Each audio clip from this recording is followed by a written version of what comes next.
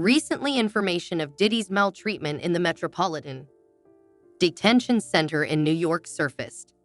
Apparently, after being beaten, Diddy suffered a mental breakdown, according to insiders close to Diddy. Diddy is apparently considering hurting himself, and Jay-Z and J-Lo were summoned as witnesses. Diddy is afraid. According to a report from the Daily Mail, that's why Diddy had a breakdown.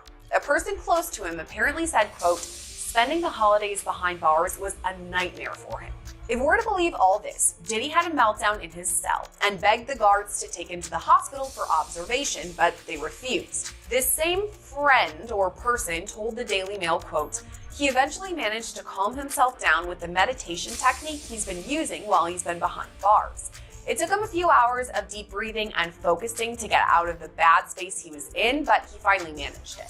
This isn't the first time Diddy's mental health has come into question while he's been at MDC. When he first arrived, he was on suicide watch, which the U.S. Department of Justice National Institute of Corrections describes as supervisory precautions taken for suicidal inmates that require frequent observation. Diddy's suicide watch was only temporary, though. He was housed in a special protective unit of the jail after that for the first few weeks of his stay. But Diddy right now is in Gen Pop, meaning general population, the place where majority of the inmates stay. And that's where he apparently had this meltdown. Slave Jonathan AI, who was detained in connection with a shooting at Trump's National Doral Golf Course in Miami, has given an exclusive interview discussing Diddy during an interrogation.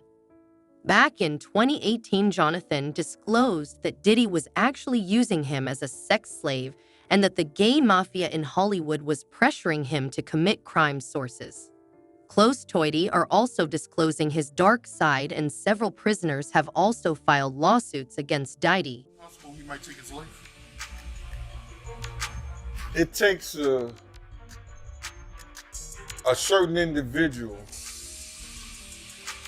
to prepare himself to do a lot of years in jail. From the lifestyle that he had, I'm not saying that he can't. I just don't see him able to do time behind bars. Maybe if he be in a camp type situation, that's a possibility. But based on the lifestyle and what he's done and what he's accomplished, if he had to go behind those bars for a lot of years, I think that he may commit suicide. He do an Epstein. Why do you think he would pull a Russell Simmons and leave the country? They was watching him, bro. They was watching him. And then I think that he had to turn over his passport. Even if you own your own private jet, they have a system up there whereas that they supposed to check your passport and anything that you need to fly as if you were flying commercial. Back to Cardell Smith's filing. His notice says that Jennifer Lynn Lopez, aka J-Lo, aka Jenny from the Block, quote, will be called as a material witness and expert to Sean Combs' viewing, possession, and distribution of his sexual assault upon the plaintiff in 1997 and the orders of defendant Sean Combs forcing Jennifer Lopez to remain silent about the videotaped sexual assault of plaintiff by defendant. Plaintiff states that the material witness Jennifer Lynn Lopez, also known as J-Lo and Jenny from the Block, was engaged in a relationship with the defendant Sean Combs during 1999 and 2001, and that the sexual assault of the plaintiff was recorded, distributed, and held by the defendant at his New York residence and recording studio. And during the relationship with Jennifer Lopez, she was made privy to this video that was taken by Sean Combs and his employee Kirk Burrows. She, J-Lo, has known this video existed and was in existence and took no action to make it known to anyone in law enforcement, and that she was even questioned by New York Police Detective Derek Palmer about this matter, and that the report will show that her answers to this tape was and still remains a resounding yes to its existence. And again, Cardell Smith writes that he wants to call Officer Derek Palmer as a witness because he says Palmer is the one who questioned Lopez and believes that he will have testimony that could help his case. As I mentioned, Diddy's legal team has called for this entire case to be thrown out. Cardell Smith has filed a massive response to that request that totaled more than 200 pages. Probably half of it was just straight up copies of case law that seems to support his arguments, word for word. It's something out of like a legal textbook. There's so much to slog through, but I kind of want to give you some of the highlights. So first, in addition to the claims of rape and a cover-up, Cardell Smith also claims and alleges that Combs was violent towards his loved ones. At times, Cardell Smith addresses alleged threats against his family. Other times, he says Combs actually caused serious injuries to his brother. His response reads, defendant used threats of murder to force the plaintiff to not bring the case to any court of law enforcement until the homes of the defendant were raided by Homeland Security, that the plaintiff knew it was a safe time to bring the case, and that is why we are here at this juncture. And Cardell Smith argued that fear for his own safety and the safety of his family is one of the main reasons that he waited so long to report the alleged rape, and says that that reason alone should override any issue with this statute of limitations, that these claims might otherwise be time barred. And he also argues that while he's been in prison, fellow inmates and prison guards have threatened him on behalf of Sean. Co-signed by him, his mom and his sister, the mother of his oldest daughter, and his 3 adult sons. It's going to be secured by the equity in his property in Miami, Florida. Home detention, his passport will be surrendered. The government said that's insufficient. They said, look at the charges, look at the weight of the evidence that I just mentioned. They said they have allegations that he and his associates were trying to tamper with witness testimony last year so that they wouldn't cooperate with the government. What do you take away about who has the stronger argument in terms of bail? Well, I think his counsel has done the best they possibly can. I think bringing him there voluntarily is very smart, starts them out on the right foot. But I think the last thing that you just mentioned, the interfering with witnesses. That's the allegation, yeah. Yeah, if that's true, or I should say, if there's real indicia that happened, I think that might tip the scales in favor of not letting him out pending trial, because I think, and you know this, I think judges take an extraordinarily dim view of that. And that might be the factor that tips the scale against him. But I think as far as a tactic, I think it was very smart to do what they did and to say, look, you know, he's here. You didn't have to track him down. He's got a real defense here. He's doing everything right, at least right now. I'm not sure it's going to be enough at the end. And the consequence, and I don't feel bad for him at all. Because people was trying to talk to him. People was trying to tell him. You couldn't pull him by the coat and let him know anything. You understand? They messed up the game, brother. When he put that shit out with them, money, power, respect, it ain't never been like that. It ain't never been like that. You got your respect in the street that gave you your power, that brought you your money. Totally different thing. He let that money, power, and respect go to his head, but he had it ass backwards. So do I care what happened? Nah. He got enough money to buy his way out of this. So we think. So when you look at that video of him pacing around and he's looking worried, and you knowing him, do you think it's possible that he might commit suicide? When you're a narcissist, there's always a possibility because you suffer. But I don't think that he can see himself in a cage. I don't think he can see himself behind those bars in those type of situations. It's too many real dudes that dislike him. But then again, there's a lot of real dudes that need help. And him being behind bars, he could probably help them. So breaking news right now, Larry, I am just getting word. People Magazine says it's got a source on the inside that tells them that P. Diddy's on suicide watch tonight. Do your sources confer the same information? Are they saying it was possible? Hey, real quickly, all that commissary stuff, he's not getting any of that because people in the SHU have an abbreviated list. So he's out of luck. No stake for him. Yeah, he is on suicide watch. This guy thought he would have went home. All of a sudden, he didn't get bond. Remember, the first night that he was there, he was like an overnight guest. When they pulled his bond hearing, now they checked him into the system, and reality has hit him. And I understand that he has a shrink coming by his cell to see him several times a day. And now there's talk about putting him in, it's like a bubble. It's like a cell that has like a plexiglass wall in it where they have inmates watching you. That's actually their job, to keep an eye on the inmates that are on suicide watch. Another error is that I guess some warden told you this.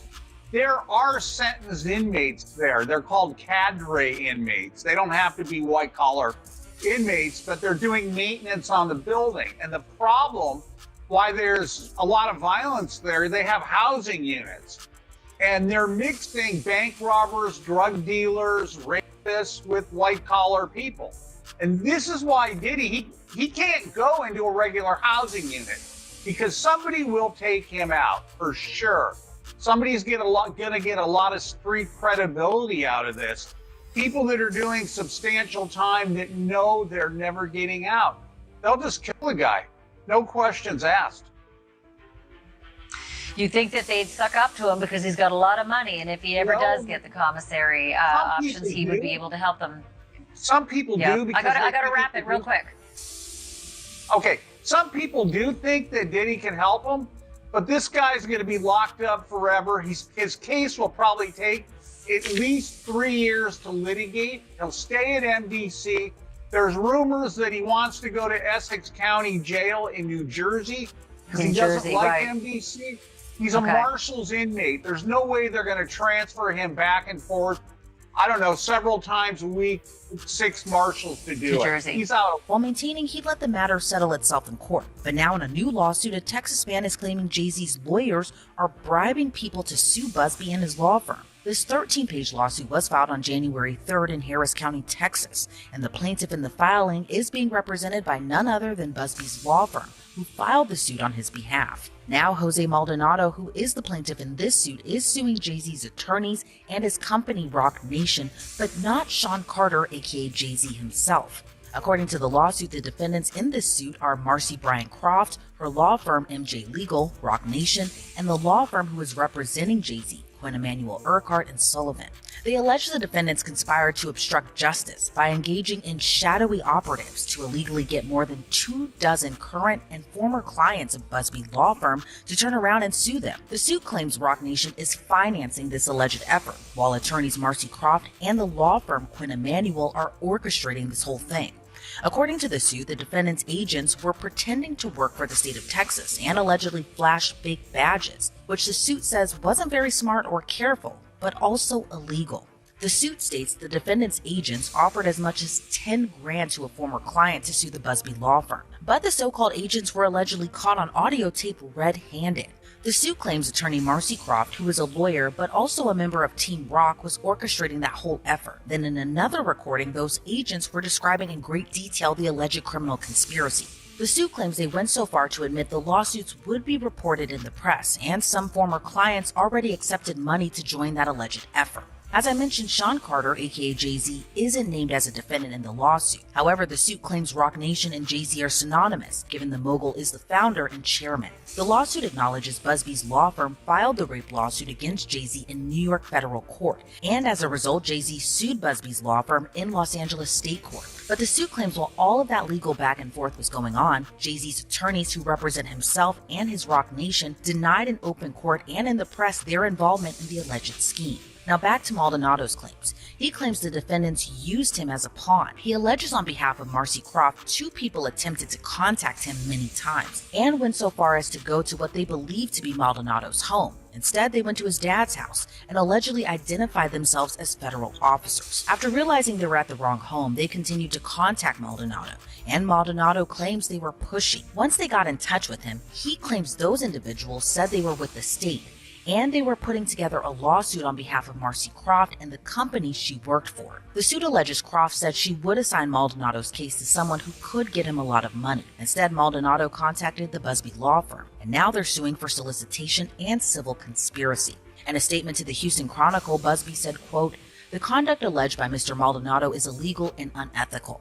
We know investigators have gone all over the United States illegally contacting our former clients to try to entice them with money to sue our firm. According to Mr. Maldonado, we now know who is behind this effort. We won't be intimidated nor deterred in our important work. I expect more lawsuits will follow as we continue to hear former clients report this egregious conduct," end quote. But Marcy Croft fired back against the allegations, saying the lawsuit reeks of desperation. She also told the Houston Chronicle, quote, "For over 25 years, I've dedicated my career to exposing and dismantling networks of fraud and manipulation. I didn't ask to be a part of this fight, but now that he's dragged me into it, he should know that I'm not someone who backs down. Mr. Busby should be worried. Truth and justice are on my side, and I have every intention of holding." So that's that. Now, as far as Jay-Z's concerned, this could really go one of two ways. This might be an isolated one-off case that he has to defend.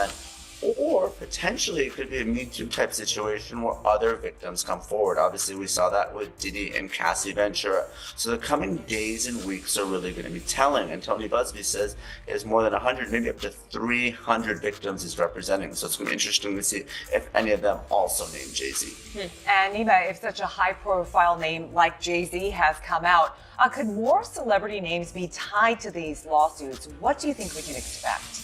No question. This may just be the first celebrity domino, and Jay-Z was unmasked as celebrity A, but let's not forget there's a celebrity B in that same lawsuit that allegedly witnessed the sexual assault, a female celebrity. And there was someone who went on CNN earlier this week and said that his sexual assault was witnessed by another celebrity as well. So I think we're going to see more celebrity names identified very soon. All right, Nima Rani, thank you so much for joining us. As you said, this is one that has entered the court of public opinion. It's nice to have your actual legal advice. He's actually created his own kingdom where he makes his own rules, and you got to follow his rules or you get penalized. And guess what, Laura? He's now in a federal penitentiary, and for the first time in his life, he's facing his own fate at the hands of somebody else. And I will tell you, Laura, I've done federal cases, that's not the place you want to be in federal court. 90% of federal criminal indictments brought down are pled out, right? A plea deal is brought. And of the only 10% left, 90% of those defendants that go to trial, they lose. So he is looking at a daunting uphill battle to fight these horrible charges. Now, Brian, one of the DHS agents involved in this raid on his Miami mansion described what he saw inside the house, saying that, in my opinion, he's as bad as Epstein. These women are young, either barely legal or barely illegal. Brian, this sounds like he was a monster. Yeah, Laura, I will tell you that this indictment was very detailed, by the way, too. Your viewers should know there were over 300 subpoenas served, over 50 witnesses interviewed. Why is that important? Because the federal prosecutors aren't going to be leveling an indictment like this unless they have ammunition and they have cause to bring it. And the core issue at this case, which the feds have to prove, which it's looking like they can, is that P. Diddy essentially controlled these women, that he threatened them with stopping the money that he was paying them, that he spiked their drinks with drugs, that's been alleged in the indictment, and that he basically told them, I'm going to ruin your life unless you engage in these freak offs. And that's really what the prosecutors got to prove. And if you've got some victims coming forward to talk about that, you've got financial records that prove that, travel itinerary that proves that, P. Diddy has very little defense. And I got to tell you, Laura, if this guy wants to fight these charges, he's going to have to step up and walk into a courtroom and talk about it. If he doesn't testify in this case, he is dead on arrival. Well, who else is on these tapes? I mean, will the tapes ever see the light of day? I mean, that's what everybody's talking about. Who else is there? It's like with the Epstein, his pleasure island. Who else? Who went? Who was there? What's the manifest? But Brian, chances 1 being least likely, 10 being most likely. Will we learn of other celebrities that were at these freak offs? Yeah, I think you've got an 8 or a 9 for a likelihood you're going to hear about it. Why? Because there are going to be more indictments coming down, Laura.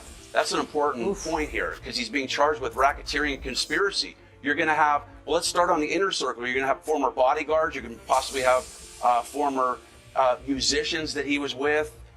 You've got personal assistants that are going to be, they're already talking about this. Some of those are likely to be charged. And then guess what? If you've got some music moguls that are sending women over to these alleged freak-offs, then you've got some top people that are going to start crumbling too, because they're all part of what's called this criminal enterprise.